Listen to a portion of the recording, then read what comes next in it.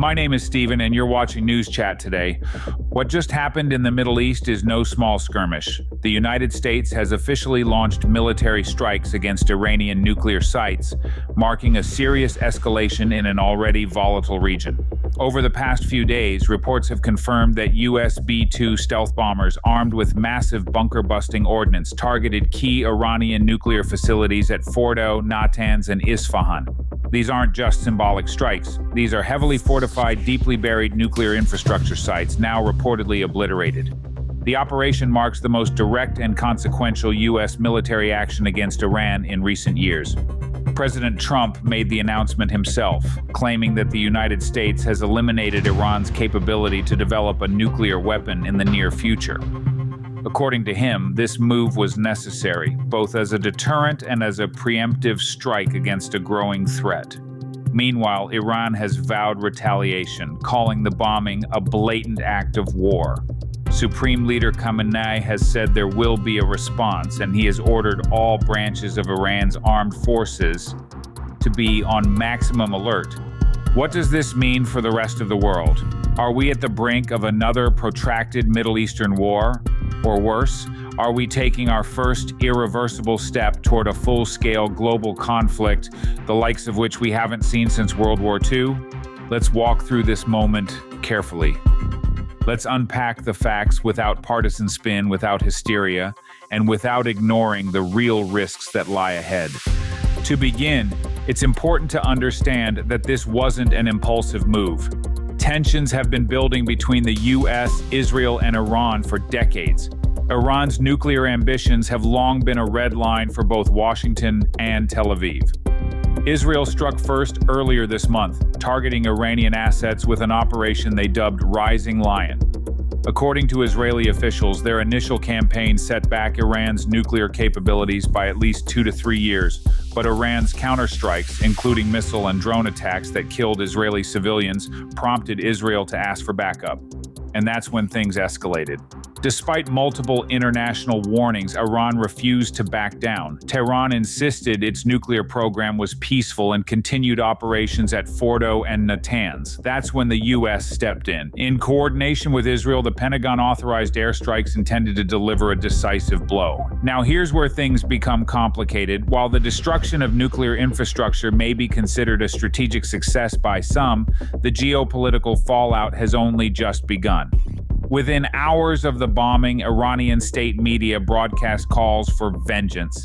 Demonstrations erupted across the region, some in support of Iran, others in celebration of the strikes. In Tehran, thousands gathered outside the former U.S. embassy, chanting slogans against Washington and vowing to respond with fire. Internationally, responses are mixed. The European Union called the strikes disproportionate. Russia and China condemned them outright. Meanwhile, Saudi Arabia and the UAE remained mostly silent, though analysts believe they're quietly supporting the move, fearing Iranian regional influence. At the UN, emergency meetings have failed to produce a resolution, and the Security Council remains deadlocked. Now let's shift our focus to what this could mean domestically in the United States. Politically, there is a fierce debate unfolding in real time. Some lawmakers have applauded the action as bold and necessary, saying it restores American deterrence and sends a message that nuclear proliferation will not be tolerated. Others, however, are raising the alarm, accusing the administration of dragging the U.S. into yet another endless war in the Middle East, this time without congressional approval. Among voters, sentiment is also divided. Some are rallying behind the president, viewing the move as a defense of American and Israeli security. Others are protesting in major cities, worried about the consequences for U.S. troops abroad and the potential for economic blowback. Gas prices have already spiked, stock markets are jittery, and some fear that Iran's response won't be limited to military targets. Let's talk about what retaliation might look like. Iran has a wide array of options. It could attack U.S. military bases in Iraq or Syria. It could activate proxy militias in Lebanon or Yemen. It could target American allies in the Gulf like Bahrain or Saudi Arabia. And then there's the cyber domain, where Iran has previously conducted disruptive attacks on Western infrastructure. It's also worth remembering that Iran controls key maritime choke points, including the Strait of Hormuz. That's where nearly 20% of the world's oil supply passes through. Any attempt to block or disrupt that flow would trigger a global economic shockwave. In fact, insurance premiums for tankers have already surged. Shipping companies are rerouting vessels, economists are watching closely. And of course, there's the ever-present risk of escalation. What if Iran responds not just with drones or missiles, but with an attack on American soil? That would almost certainly provoke a much larger military engagement. In that scenario, we're not talking about isolated strikes anymore. We're talking about a war, possibly even one that pulls in NATO or sparks broader regional conflict across the Middle East. This raises the question, how did we get here? Was war unvermeidlich oder konnte dies verhindert werden? Some argue that the collapse of the Iran nuclear deal was the turning point. After the U.S. withdrew from the Joint Comprehensive Plan of Action in 2018, Iran resumed enriching uranium beyond agreed limits. Sanctions returned, diplomatic channels eroded, trust disappeared, and with every Iranian step toward weaponization, the likelihood of a preemptive strike increased.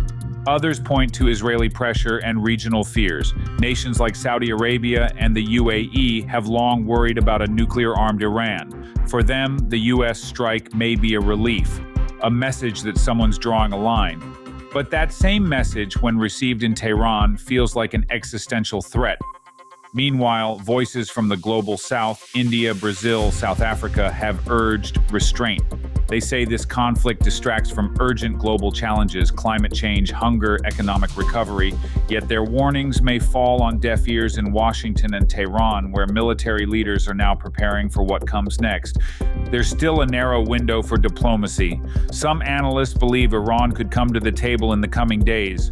Others argue it's too late. The bridges have been burned, the warplanes are flying, and both sides are locked into a deadly cycle of retaliation. It's also worth considering how this moment is being viewed in Moscow and Beijing. Russia, already entangled in Ukraine, might see the Middle East crisis as an opportunity to shift global focus.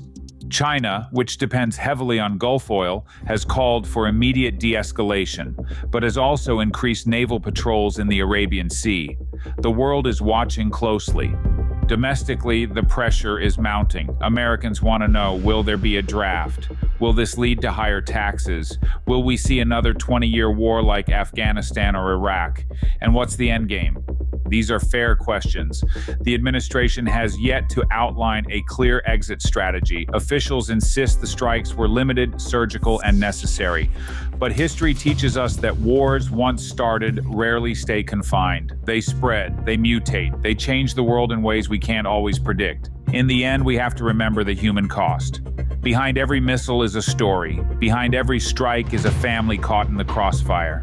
Civilians on both sides will suffer the most, and once the fog of war sets in, truth becomes elusive, propaganda spreads, facts become blurred. That's why we must stay vigilant, we must seek clarity, and we must hold our leaders accountable. As of now, the United States is not at war in the legal or constitutional sense. Congress has not declared war. There is no ground invasion underway. But with military action taken and retaliation expected, we are on the edge. A single misstep could trigger a chain reaction with global consequences. Whether this becomes World War III or a chapter in the long, painful history of U.S.-Middle East relations will depend on the choices made in the next few days. Cooler heads must prevail. The path forward is uncertain but not yet sealed. To stop this from escalating further, the U.S. needs to push for emergency negotiations, possibly brokered through neutral countries or the UN. Halting further strikes unless directly provoked and encouraging Iran to de-escalate through dialogue and inspections is the best path forward. Cooler heads, restraint, and smart diplomacy are essential now. Another solution would be a 30-day ceasefire agreement paired with international inspections of Iranian nuclear facilities. This temporary pause would give all parties space to rethink their next moves and potentially avoid deeper conflict. Trust could begin to rebuild with transparency and oversight. Israel should halt offensive operations and commit publicly to a defensive stance. By pausing its strikes and refraining from further escalation, Israel can give diplomacy a chance and shift global focus onto Iran's next move. Working behind the scenes with U.S. and regional intermediaries could open the door to back-channel negotiations. Iran must resist the urge to retaliate and instead call for immediate diplomacy through neutral mediators. Iran could regain moral and political leverage by cooperating with IAEA inspections and signaling that it prefers peaceful solutions over war. It's a strategic move that could shift global sympathy and lower the odds of deeper violence. And how do the American people feel? According to recent polls, the majority are anxious and cautious. While many agree that Iran's nuclear program is a threat, most Americans oppose military escalation. They don't want another war. They want diplomacy. They want peace, and they're watching closely. Thank you for watching. I'm Steven, and this is News Chat Today. Stay alert, stay informed, and above all, stay human.